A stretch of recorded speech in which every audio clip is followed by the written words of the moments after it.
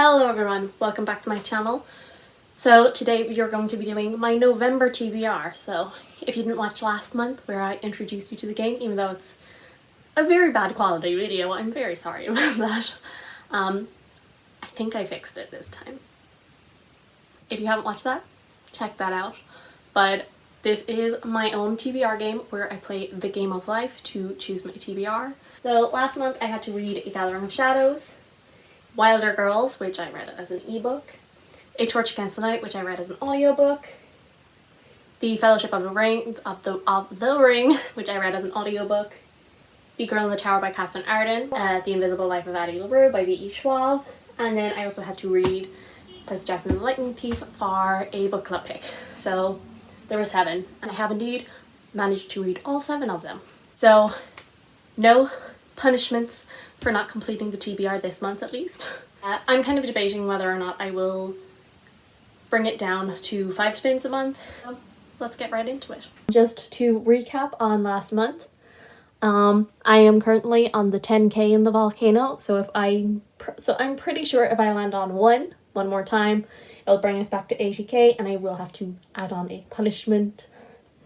Then we are only up to 10 years out of the 100, so don't think I'm gonna get a punishment for that. And then I have landed on a stop once, which again, if I land on 3 stops, then another punishment. So it's a possibility, but I'm not sure. The last one I rolled was book club pick. Spin number 1.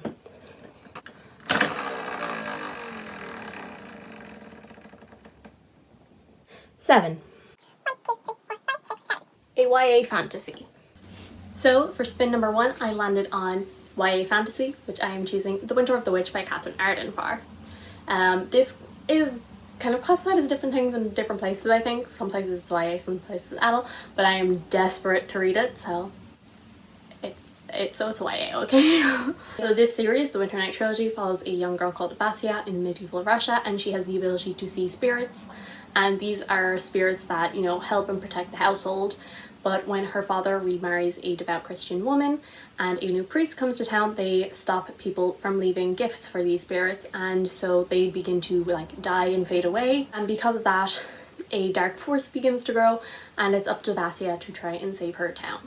So this is the 3rd book, and the 2nd book was even better than the 1st. So I'm hoping that trend continues, because if it does, this is gonna be mind-blowing. But I'm also trying not to have too high expectations. Spin number 2. A 9. Oh, I'm getting big numbers this month. 1, 2, 3, 4, 5, 6, 7, 8, 9. Another book club pick. Right back to where we started. Oh, I'm gonna just be going around this island for like years, aren't I? So spin number 2, I landed on a book club pick. And for this, I am going to be choosing The Mad Ship by Robin Hobb. Why did that? Why was that so hard to say? So this is the 2nd book in the Live Ship Trader series. I'm reading it because of Elderling Along, hosted by Beck in the Books, which I am enjoying these books so much. I didn't love the first book. What was it called? One eternity later. Ship of Magic. I didn't love Ship of Magic, but I did quite enjoy it, and I'm cautiously optimistic about this, but it is very long. The Live Ship Traders is the sequel series in the whole realm of the Elderlings. So the first one is the Percy trilogy, which I adore. And then the second one is the Live Ship Traders, which in this area of this world, there is live ships which are made out of a thing called wizardwood, and after 3 generations of the same family die on its decks, it, you know, comes to life. It quickens. And Althea is the daughter of the captain of one of these ships, but when her father dies, she obviously thinks that she is going to inherit the ship, but instead it goes to her brother-in-law Kyle, and she kind of sets off on a journey to prove herself able to work on ships and to be able to take care of the Vivacia, which is their ship. And so it follows her. It also follows Kyle on the Vivacia and his son, and it also follows the rest of the family as they are in their town. Not the biggest fan of like sailing and boats and pirates and stuff. But if anyone can do it, it's Robin Hobb. So spin number 3. Oh, 1. So we will, this is a bit stiff this month. And we are back to the 80k, which means I have a punishment. I don't want to land on lowest rated, so I think I'll go for the 1 and choose something from SCRIBD. Alright, so the third spin was SCRIBD, so this is either I choose one that SCRIBD recommends me or I go into my saved on SCRIBD. And so for this one I'm going to choose A Reaper at the Gates by Sabaa here. I read A Torch Against the Night last month, and I think one of the reasons why I didn't enjoy that, obviously I do think it was a bit of a filler book, but I think another reason why I didn't like it was because I left too long between reading the first and the second book, and I'm hoping by picking this up nearly straight away the month after that I will be able to get into it very quickly. Ember in the Ashes follows Leia, who is a scholar girl, and they're basically being killed off and made into slaves and all of that. And then one day when her brother is taken, she finds the resistance and she decides that she will go to this military kind of academy and act as the woman in charge's slave to gather information, and if she does that they will help free her brother. So the other perspective we follow is Elias, who is one of these what's called a mask, so he's in this military school, doesn't really agree with what the Empire is doing, and he wants to get out and stuff happens. So spin number 4. A 10. We are going to move this up to 20. 1, 2, 3, 4, 5, 6, 7, 8, 9, 10. A sci-fi. Ooh, I don't even know if I have any sci-fi that I want to read. So spin number 4 was a sci-fi. I actually don't have any sci-fi on my physical TBR that I haven't read, but I do actually have one saved in SCRIBD, which is Aurora Rising by Kaufman and Jay Kristoff. I love Illuminae. Gemini and Upsiedo I also really enjoyed, but I don't love them as much. But I do not like the Nevernight series by Jay Kristoff. So basically I'm going to kind of see whether it's just books that Jay Kristoff has like written in like a standard text format that I don't like, or maybe it's just because when he's writing with Amie Kaufman he's tolerable. I will see. This will be fun to find out. I'm not actually 100% sure what this is about, but I think it involved, so I think one of the main characters is top of his class and he is about to graduate, but he shows up late, and so he has to pick his crew from basically the scraps, the people nobody wants. And the reason he was doing this was because he was rescuing this person who has been like asleep for like, I don't know, 100 years or something. And then him and his new crew, they set out, and then they find out that this girl has like stowed away. I think that's kind of what happens. I'm not 100% sure, but I think that's the general gist of it. Spin number 5 is a 5. Okay, at least I'm not getting multiple of the same numbers this month. That makes me feel better. 1, 2, 3, 4, 5. Another book club pick. So then spin number 5, I landed on another book club pick, and thankfully I actually have another book club pick, and that is The Two Towers by JRR Tolkien, and that is for Tolkien along. I don't know why, but I find it so hard to say Tolkien. Honestly, I've read the first one and I've read The Hobbit and I still don't know what's happening, to be 100% honest. There's magical rings, Dark Lord, scary dude, save everyone. I'm clearly very invested in this story. Yeah, I really don't know how to describe these books, do I? Yeah, I really don't know what is happening in this series. So then, I really hope that I can land on an airplane or a boat soon.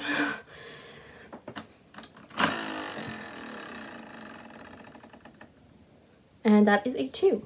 1, 2. So that is a TBR game. So for this one, I will choose one of my favorite TBR games and I will do a spin or a roll or whatever that is. Spin number 6 was a TBR game, and for this I have decided that I'm going to do Play Your TBR Right, which was created by How to Train Your Gavin. So it's basically how to play your cards right. So I'm going to put 2 books.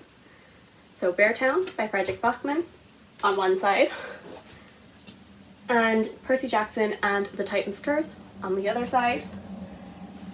And then I choose 5 cards, which, yes, I have giant cards. So I'm going to choose 5 cards. I'm going to move you over. Sorry, Percy. And my goal is to basically I have to guess whether it is going to be higher or lower. The first card is a 10. So I'm going to go lower, because hopefully it's lower. Okay, a 3. Higher. A 7. Oh god. This is where it gets tough. Oh, yeah, I'm gonna go higher. I'm gonna regret this, aren't I? I should never follow my gut. Damn it! Ugh, so close. Alright, so I technically lost. I do really want to read both of these, but I have to read that for the Percy Jackson read-along, so I'm gonna read it anyway, but now I just have an extra book onto my TBR. So Beartown, I believe it follows a small town in Sweden. Is it Sweden? Yeah. And basically the entire hopes of this town is on the shoulders of their junior hockey team. But then when a girl comes forward saying that she was sexually assaulted by one of the team members, the whole town is kind of divided. But I hear that it's very emotional. How big is the writing? Well, the writing isn't too small. Why would I show you the end of the book? The writing isn't too bad, and it's only like it's almost 500 pages. It's fine, it's fine. That was a good spin. 8, 4. 1, 2, 3, 4. And that lands me on lowest rated. And another stop. So I'm up to a second stop. That's great. And so then the last spin number 7, which was my punishment, lowest rated. So I went on to my TBR, and so the lowest rated is actually The Wise and the Wicked or something by Rebecca Bodis, and I have tried to find that book because it sounds very interesting despite the fact it's the lowest rated, but I just can't find it anywhere, so I skipped that. And so I'm going to be reading The Descendant of the Crane by, who's it by? Joan He, I think. I read like 10 pages a couple months ago and then put it down and never picked it up. But I will start that again and I will finish it this time. Well, I kind of have to because it's on my TV anymore. From what I gathered in those 20, I think it was 20 pages actually. I think it was about 20, 19 I think if we're going to be exact. So in those 19 pages what I gathered is the heir to this empire, is it empire? She doesn't believe that her father died of natural causes, and I think she's out to prove herself right and to, find out who killed him.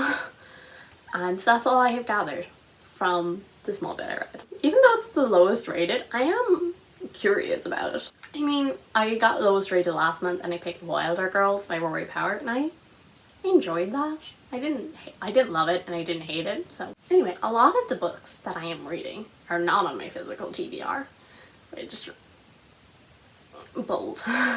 Those are all of the 7 books that I have to read this month. But first, before I finish that, let me talk to you about the Hannah Montana Readathon, which is hosted by a bunch of lovely booktubers, and I am participating in it. It is for the first book.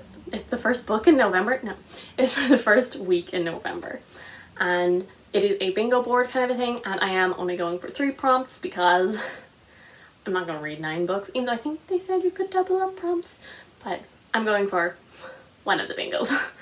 So I have doubled up between my actual TBR and also the bingo board. So these prompts are all based on Hannah Montana songs, so great readathon, 10 out of 10. So the first prompt that I'm going to be doing is True Friend, and that is a book with a great group of friends, and for that I'm going to be reading Percy Jackson and the Titan's Curse. Percy, Grover, Annabeth, absolutely iconic. I love them. So, and this shouldn't take me too long. Yeah, it's just less than 300 pages, so I should fly through this and definitely get it done within the week. And then the second prompt that I'm going to be doing is Best of Both Worlds, which is a story that has a dual perspective or multiple perspectives. And for this, I'm going to be using A Reaper at the Gates by Sabaa Tahir. So this, I'm not sure how many Reaper at the Gates has, but A Torch Against the Night had Leah, Helen, and Elias. So I don't know if there's another one added in or is it still just those three, but it's multiple, so I am going to be reading that. The third one that I'm going to be doing is I Wanna Know You, and that is a book that is underhyped but you're still interested in, and I'm going to go with Descendant of the Crane. I feel like there was a small bit of hype when it first came out because it has a beautiful cover, but I think it died away pretty quickly and I'm interested in it. And also it's on my TBR, so I have to. Is that cheating? Maybe. I have so much happening in November, don't I? So I'm going to be reading a book for Elderling along, I'm going to be reading a book for Tolkien along, I'm going to be reading a book, if not two, for Percy Jackson read along. And then I'm also participating in the Hannah Montana Readathon. And I wanted to participate in Believeathon, but I don't think that's possible. But at least I have one middle grade book on it. And if I have time at the end, I would definitely love to try and squeeze in one or two middle grades, because I definitely have some audiobooks saved. I don't read a lot of middle grade, but I did really want to at least give it a go, but I don't think I'm going to be able to squeeze any in. But if I do somehow manage to finish this entire TBR, I will definitely try and read one, if not two, more middle grades. I don't have a lot of books physically. It's a very ebook and audiobook heavy month for me, but those are the three that I physically own. So thank you guys so much for watching. I do hope you enjoyed. If you did, subscribe, and I will see you all in the next one. Bye.